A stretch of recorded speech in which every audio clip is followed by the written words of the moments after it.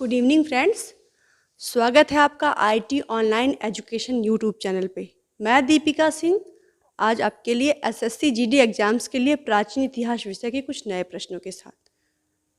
Friends, अगर अभी तक आपने मेरे चैनल को लाइक नहीं किया है, सब्सक्राइब नहीं किया है, तो प्लीज़ हमारे चैनल को लाइक करिए, सब्सक्राइब करिए और लोगों तक शेयर करिए ताकि हमें मोटिवेशन मिले और हमारा प्रयास ये रहे कि हम और अच्छे प्रश्नों को बनाकर आप तक शेयर कर सकें, क्योंकि हम सभी टीचर्स का ये प्रयास है कि आपकी आगामी परीक्षा जो अभी एसएससी जीडी एग्ज़ाम्स होने वाला है उसमें हमारे द्वारा किए गए प्रयास से आपको सफलता प्राप्त हो सके। तो आइए आज के प्रश्नों को देखते हैं। पहला प्रश्न है, सिंधु घाटी सभ्यता है। मैंने अपने पहले एपिसोड में आपको वेदों से संबंधित प्रश्नों को पढ़ाया था। जब हम वेद और भारत के विषय में जानते हैं उसके बाद हम सिंधु सभ्यता पढ़ते हैं। तो आज ये प्रश्न वहीं से है, सिंधु घाटी सभ्यता है। तो यहाँ आपका ऑप्शन है ताम्रयुगीन सभ्यता, लौहयुगीन सभ्यता, कांस्ययुगीन सभ्यता, अक्षयुगीन सभ्यता। तो ए, बी, सी और डी आपको बताना है कि सिंधु घाटी सभ्यता है। सिंधु घाटी सभ्यता किस प्रकार की, किस तरह की है, क्या है। तो इससे पूछा है कि ताम्रयुगीन सभ्यता है, क्या ताम्रयुगीन सभ्यता है, या लौहयुगीन सभ्यता है, या कांस्ययुगीन सभ्यता है, या अक्षयुगीन सभ्यता है। ताम्र मतलब जहाँ जिस युग में तांबे का प्रयोग बहुत ज़्यादा हुआ, लौह युग जिसमें लोहे का प्रयोग बहुत ज़्यादा हुआ, कांस्ययुगीन जिसमें कांस्य का प्रयोग बहुत ज़्यादा हुआ, और डी अक्षयुगीन सभ्यता। इन चारों ऑप्शंस में से बताना है कि सिंधु घाटी सभ्यता किस युग की है। तो हमारा जो सही ऑप्शन होगा वो होगा कौन सा, सी। कौन सा होगा, सी, कांस्ययुगीन सभ्यता। जो सिंधु घाटी सभ्यता है कौन सी युग की है, कांस्ययुगीन सभ्यता है। ठीक है। और अब आते हैं क्वेश्चन नंबर 2 पे। निम्नलिखित में से कौन सा सिंधु घाटी सभ्यता का महत्वपूर्ण स्थान नहीं है। यहाँ पे ब्लैंक दिया हुआ है। प्रश्न क्या है, निम्नलिखित में से कौन सा सिंधु घाटी सभ्यता का महत्वपूर्ण स्थान नहीं है। ठीक है। तो आपका ऑप्शन है ए कालीबंगा, बी मोहनजोदड़ो, सी है हड़प्पा और डी है आजमगढ़। अब इन चारों ऑप्शंस में से आपको बताना है कि कौन सी सिंधु घाटी सभ्यता का कौन सा ऐसा महत्वपूर्ण स्थान नहीं है। ठीक है। इन चारों ऑप्शन में से हमें बताना है। तो सही ऑप्शन जो होगा वो होगा क्या, डी, आजमगढ़ नहीं है।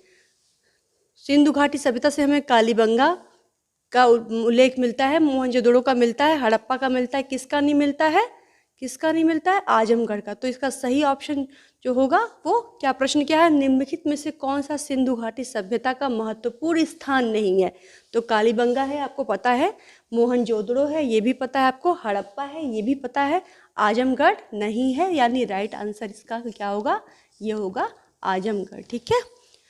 फिर आते हैं क्वेश्चन नंबर 3। ये वेरी इंपॉर्टेंट है क्योंकि ये अक्सर प्रतियोगी परीक्षाओं में पूछे जाते हैं। गौतम बुद्ध ने अपना प्रथम उपदेश कहाँ दिया था। गौतम बुद्ध ने अपना पहला उपदेश कहाँ दिया था। आपके ऑप्शन है ए कुशीनगर, बी सारनाथ, सी पाटलिपुत्र, डी वैशाली। इन चारों में से आपको बताना है कि गौतम बुद्ध ने अपना पहला उपदेश कहाँ से दिया था। ऑप्शन देख रहे हैं आप, कुशीनगर, सारनाथ, पाटलिपुत्र और वैशाली।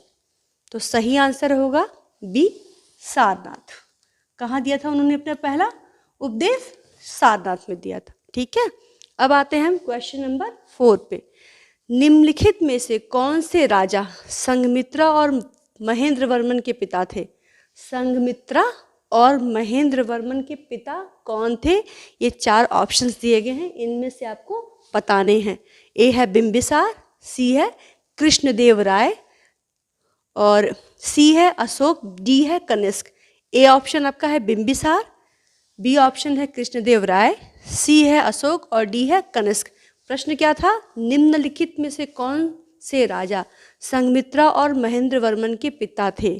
तो संघमित्रा और महेंद्र वर्मन के पिता कौन थे, बिंबिसार, कृष्णदेव राय, अशोक, कनिष्क। सही ऑप्शन होगा आपका अशोक। ठीक है। अशोक जो थे ये थे किसके पिता, महेंद्र वर्मन के और संघमित्रा के। ठीक है। अब देखते हैं क्वेश्चन नंबर 5। मौर्य वंश का अंतिम सम्राट कौन था। मौर्य वंश, इतिहास में बहुत ही प्रसिद्ध वंश रहा है मौर्य वंश। और ये इसका अंतिम सम्राट, कौन सा सम्राट पूछा गया है, अंतिम सम्राट कौन था। आपके ऑप्शंस देखिए आप, ए चंद्रगुप्त, बी अशोक, सी वृद्धत और डी है शतधन्वन। इन चारों में से सही ऑप्शन कौन सा है आपका, चंद्रगुप्त नहीं, अशोक भी नहीं, शतधन्वन भी नहीं, वृद्धत। वृद्धत जो है आपका सही ऑप्शन है। और ये है आपका जो अंतिम सम्राट हुए थे मौर्य वंश के, किस वंश के, मौर्य वंश के। अब आते हैं हम क्वेश्चन नंबर 6 पे। प्रसिद्ध चीनी यात्री वेनसोंग किसके शासनकाल में भारत आए। ये भी अक्सर ही परीक्षाओं में पूछा जाता है, वेरी इंपॉर्टेंट है। प्रसिद्ध चीनी यात्री वेनसोंग किसके शासनकाल में भारत आया था। ए है हर्षवर्धन, बी है चंद्रगुप्त द्वितीय, सी है अशोक और डी है कनिष्क। इन चारों ऑप्शन में से आपको बताना है। तो अब ह वेनसोंग हर्षवर्धन, ये हो जाएगा आपका कौन सा, 6 का राइट आंसर। हर्षवर्धन के शासनकाल में जो है वेनसोंग भारत आए थे। ठीक है, अब हम आते हैं क्वेश्चन नंबर 7 में। बंगाल में सरकार की दोहरी प्रणाली के, यहाँ पे ब्लैंक दिया है मैंने, बंगाल में सरकार की दोहरी प्रणाली के दिमाग की उपज थी। अब आपको यहाँ पे ये भरना है, फिल करना है, क्या है सही आंसर। ठीक है, A lord Ripon, B lord Hastings, C lord Cornwallis और डी है लॉर्ड क्लाइव। बंगाल में सरकार की दोहरी प्रणाली के दिमाग की उपज थी, किसके दिमाग की उपज थी, सही आंसर इसमें होगा डी, लॉर्ड क्लाइव। कौन, लॉर्ड क्लाइव के दिमाग की उपज थी। बंगाल में सरकार की दोहरी प्रणाली किसके दिमाग की उपज थी, तो वो थी लॉर्ड क्लाइव के दिमाग की उपज थी। अब हम देखते हैं क्वेश्चन नंबर 8। सिंधु घाटी सभ्यता के 2 प्राचीन नगर। सिंधु घाटी, अभी हमने सिंधु घाटी सभ्यता पढ़ा है, यहाँ पे वहीं से प्रश्न है। सिंधु घाटी सभ्यता के 2 प्राचीन नगर, हड़प्पा और, ठीक है, हड़प्पा है और दूसरे वाले का नाम नहीं दिया है, खुदाई करने पर सामने आए। एक तो हड़प्पा आया था सिंधु घाटी में, दूसरा कौन सा था देखिए ध्यान से, क्या सूरत था, ए, बी वाराणसी था, सी हस्तिनापुर, डी मोहनजोदड़ो। तो आपका जो राइट आंसर होगा डी होगा, मोहनजोदड़ो, जो बहुत ही प्रसिद्ध है स्थान है ये। ठीक है, अब ध्यान से देखिए, रड़प्पा नृत्य कला का संबंध किस राज्य से है। एक नृत्य है रड़प्पा जिसको हम बोलते हैं, इसका संबंध पूछा गया है किस राज्य से है। ठीक है, अब ऐसे और भी मैं कराऊंगी आपको, कुछ नृत्य हैं प्रसिद्ध हैं जो पूछा जाता है किस राज्य से हैं। ए केरला, बी पंजाब, सी उड़ीसा और डी तमिलनाडु। रड़प्पा नृत्य कला का संबंध किस राज्य से है, तो सही आंसर होगा आपका सी, उड़ीसा से। किससे है, उड़ीसा से है रड़प्पा नृत्य कला का संबंध। ठीक है, समझ में आपको। और अब प्रश्न संख्या 10, क्वेश्चन नंबर 10। मुगल साम्राज्य के दौरान, अब आप सोच रहे होंगे कि मुगल काल कहाँ से आ गया। मैंने आपको बताया था कि पहले क्या है, प्राचीन भारत है, फिर आपका मुगल काल है, फिर आपका आधुनिक काल है।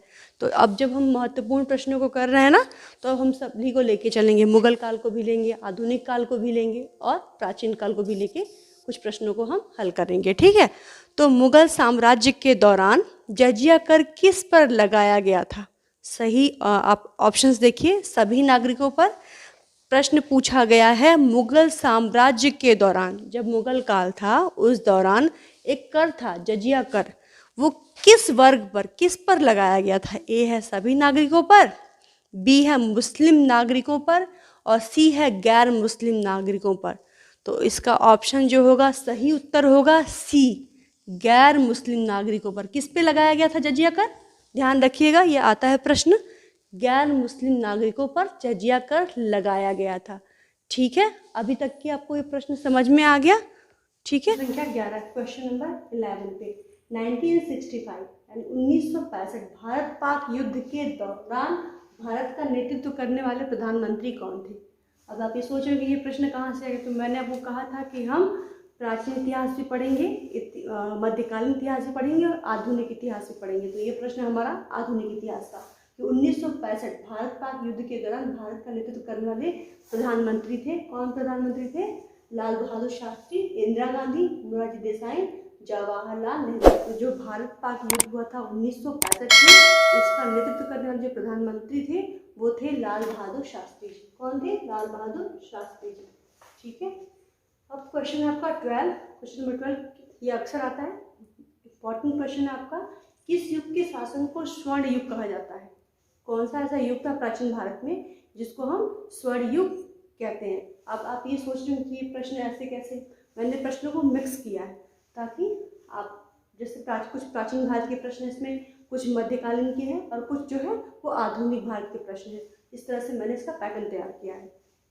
तो है किस युग के शासन को स्वर्ण युग कहा जाता है? गुप्त युग, हर्ष युग, बुद्ध युग या पोरस युग? तो सही आंसर आपका होगा ए, गुप्त। गुप्त जो समुद्रगुप्त राजा हुए थे, आपने पढ़ा होगा हिस्ट्री में, उनके शासनकाल को जो है भारतीय इतिहास में स्वर्ण युग कहा गया है। ठीक है। ब्रिटिश शासकों ने लगभग कितने वर्षों तक शासन किया? पूछा गया है कि ब्रिटिश शासकों ने, जो ब्रिटिश शासक थे उन्होंने लगभग कितने वर्षों तक शासन किया? तो ऑप्शन है 200 वर्ष ए, बी है 100 वर्ष, सी है 50 वर्ष, डी है 500 वर्ष। तो सही आंसर होगा आपका 200 वर्ष। कितने वर्ष? 200 वर्ष। 1100। अब आते हैं हम क्वेश्चन नंबर 14 पे, प्रश्न संख्या 14 पे। 1192 के तराइन के द्वितीय युद्ध में पृथ्वीराज चौहान किसके द्वारा पराजित हुए? 1192 के तराइन के द्वितीय युद्ध में पृथ्वीराज चौहान किसके द्वारा पराजित हुए थे? तो आपका ऑप्शन है ए, अकबर, बी, उमर द्वितीय, सी, मोहम्मद गौरी और डी है हारून उल रशीद। सही आंसर होगा आपका सी, मोहम्मद गौरी। ठीक है। अब आते हैं हम क्वेश्चन नंबर 15, प्रश्न संख्या 15 पर। किस युद्ध में नेपोलियन की पराजय हुई थी? किस युद्ध में नेपोलियन की पराजय हुई थी? ठीक है। आपका ऑप्शन है अकॉर्ले, जेना, वाटरलू और डिग्री। तो आपका सही ऑप्शन जो होगा वो सी होगा, वाटरलू। कौन सा होगा? सी, वाटरलू। अब यहाँ पे देखा होगा आपने, ब्लैंक है। भारत के मशहूर शहनाई वादक हैं, शहनाई वादक हैं, चार नाम दिए गए हैं, 4 ऑप्शन से। ए है बिस्मिल्लाह खान, सी, बी है रविशंकर और सी है लतीफ़ खान, डी है हरि प्रसाद। इसमें क्या पूछा गया है? भारत के मशहूर शहनाई वादक हैं। ये आपका यहाँ पे जो है ए वाला ऑप्शन सही होगा। कौन होंगे? बिस्मिल्लाह खान। बिस्मिल्लाह खान कौन है? शहनाई वादक है। फिर आप समझ में आ गया। अब हम आते हैं क्वेश्चन नंबर 17 पे, प्रश्न संख्या 17 पे। ब्रह्म समाज की स्थापना किसने की थी? ये प्रश्न भी प्रायः आता ही आता है। ए है स्वामी विवेकानंद जी ने, बी अरविंद घोष ने, सी राजा राम मोहन राय ने और डी अम्बेडकर जी ने।